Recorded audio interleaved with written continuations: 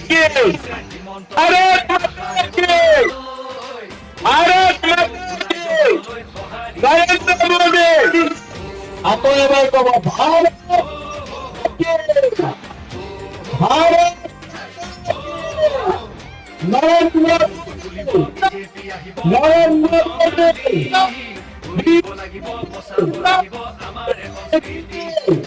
আহিছে আহিছে হিমন্ত আহিছে আশাৰে বতৰালৈ উৰানে পকাই দিওঁ ওলাই যাওঁ বাটলৈ সঁহাৰি দিবলৈ